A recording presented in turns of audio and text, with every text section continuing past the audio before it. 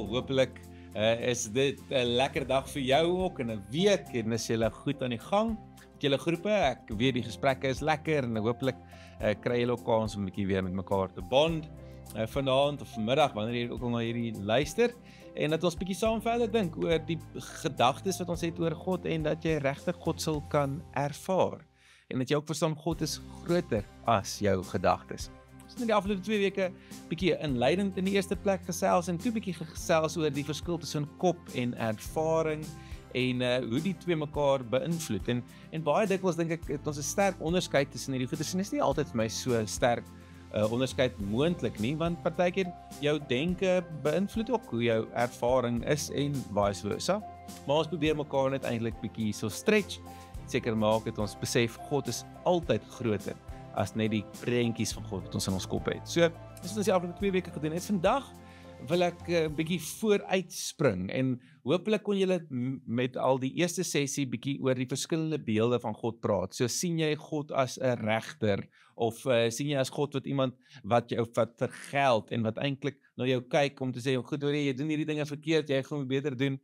Of sien jy God as die liewe Jesus, die goeie sagte Vader? Of sien jy God as iemand wat die lewe vir jou moet lekkerder maak of beter maak of makliker maak? En in al die goeters dink ek is daar 'n mate van waarheid in, maar natuurlik ook is daar 'n mate van gevaar wanneer dit oordrewe word. Vandag wil ek nie meer so seer praat oor wie God is nie, maar ek wil oor 'n ander aspek van ons prentjies oor God praat wat baie sterk die wie God is beïnvloed. En dit is die waar God is. Die basis. Hoe sien jy God in jou eie kop as waar God is? Waar is sy basis? Waar bly hy, as ek so kan praat? En die gedeelte wat ek vandag wil gebruik, en hopelik kyk jy hierdie, ek weet baie van die groepe se reekse is nie almal op dieselfde tyd nie, en wanneer hulle na sekere goeders kyk, maar ek neem hierdie op so kort voor Hemelvaart, en hopelik help hierdie ook bietjie om oor God te dink as 'n basis. Ek lees vir ons Kolossense 3, vers 1 tot 4 net saam. Daar staan, julle is saam met Christus uit die dood opgewek. Aangesien julle saam met Christus uit die dood opgewek is, moet julle strewe na die dinge daarbo waar Christus is, waar hy aan die regterhand van God sit. Rig julle gedagtes op die dinge wat daarbo is en nie die dinge wat op die aarde is nie, want julle het gesterwe en julle lewe is saam met Christus verborge in God. Wanneer Christus, wat julle lewe is, by sy wederkoms verskyn, sal julle ook saam met hom verskyn en in sy heerlikheid deel. Dis die teksgedeelte vir vandag. Dit is wat ek hoop julle as groepe bietjie saam kan lees. As jy die video hierso wil pause, net daaroor gesels, wat staan vir jou uit, wat is dit wat vir jou belangrik is, sovoorts, dan kan jy die video weer later play en dan kan ons die bespreking verder ook aanvul deur 'n paar kommentaar wat ek sal lewer. Goed, as julle die gedeelte nou kon luister en kon nadink, so dalk as groep, is dit 'n goeie geleentheid dat ons nou 'n bietjie dink oor, hoe dink jy oor God se basis, se home base, as ek kan Engels praat. En ek dink die prentjie wat ons in ons kop het, en wat ons in baie plekke in die Bybel sal lees en dan hierdie prentjie versterk is, ons is hierso op aarde en God is daarbo. Met ander woorde, ons werk met 2 werklikhede. God is hierso met oomblikke, maar meeste van die tyd dan bly daar ver, daar waar ons nie is nie. En as ons 'n gedeelte soos Kolossense 3 lees, dan lyk dit vir ons asof hierdie dit bevestig, nê? Want dit sê, die skrywer sê, rig julle gedagtes na dit wat daarbo is. En dan, in ons wêreldbeeld, is daar 'n baie, baie duidelike skeiding dan, tussen dit wat hierso onder is, dit wat daarbo is. Ek beleef dit ook baie, en dis iets wat ek self persoonlik regtig mee worstel, net regtig oor dink, en wonder hoe vind mense die balans. Dis baie keer ook die skeiding wat ons bring tussen wat is kerk en wat is wêrelds. Wat is heilig en wat is sekulêr. En hierdie skeidings kan ons weer eens baie dikwels help, maar ek dink dit maak die lewe ook vir ons moeilik. En ek dink ons het baie dikwels ook 'n verwronge beeld van hoe die Bybel daaroor dink. Want Ons sit met 'n wêreldbeeld waar die wêreld rond is, die aarde is rond. Ons verstaan dat die son dat ons om die son wentel, nie andersom nie. Ons verstaan daar's 'n klomp galaksies en sterrestelsels en dinge wat daar verder is en ons verstaan dit wat ons kan waarneem is baie groter as waarmee die antieke mense gewerk het. So ons wêreldbeeld is so. Die antieke wêreldbeeld was anders gewees. Hulle het geglo die aarde is die sentrum van die heelal en alles anders draai om die aarde. Hulle het geglo die aarde is plat en ons kry hierdie beelde ook in die Bybel inderdaad.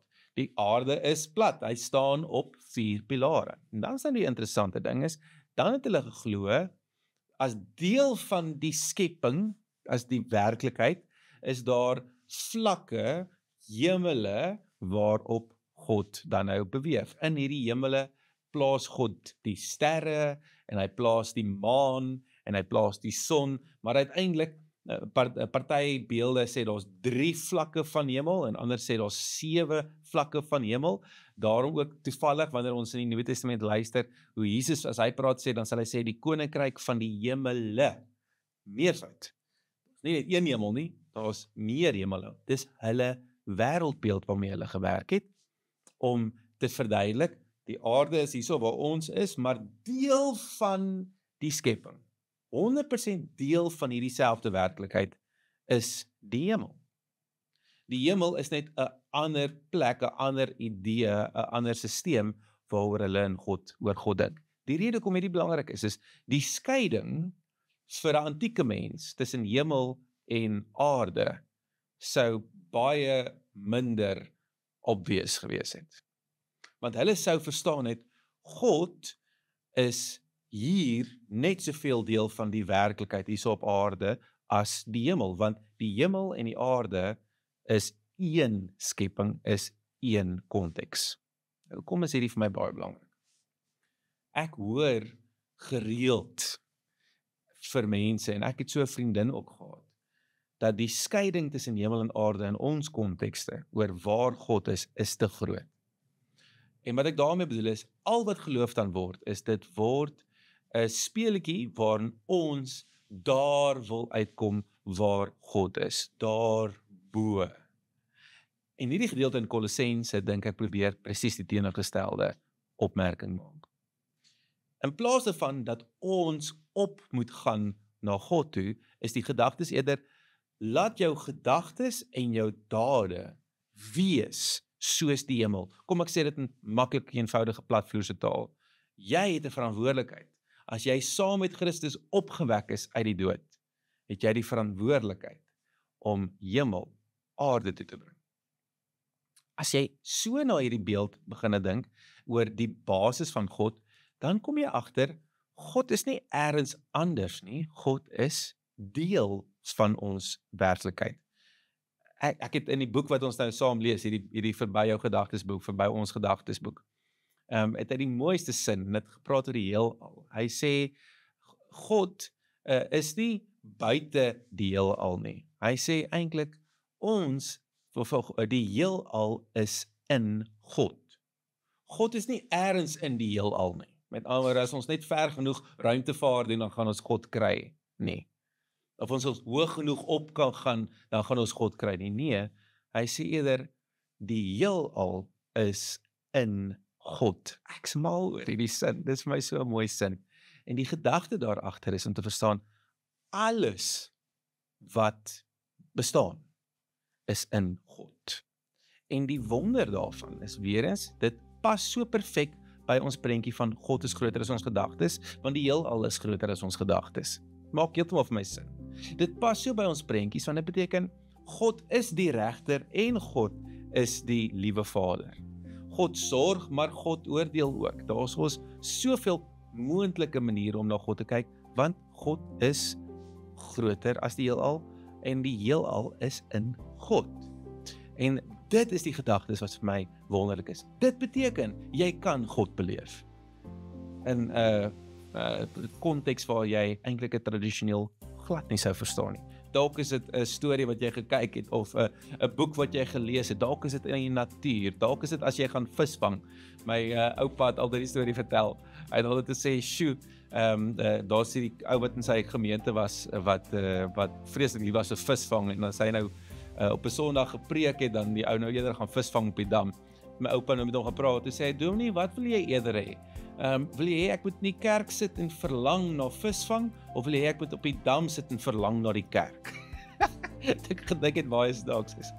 Die interessante ding is as jou beeld van God groot genoeg is, en verstaan God is die heelal, dan sal jy verstaan wanneer jy visvang, kan jy ook God beleef. Wanneer jy visvang, kan jy ook iets van God se almag en se versorging en alles beleef. En dan eers is jy oop daarvoor om God in alles te ervaar. En wanneer jy op daai punt is, dan verryk jou lewe ongelooflik. Hooplik het julle nou genoeg om oor te gesels. Geniet gerus die res van die gesprekke, praat bietjie saam oor Kolossense, praat bietjie oor die betekenis van hemelvaart en hoe ons dit tradisioneel gesien het en hoe ons dit nou kan sien.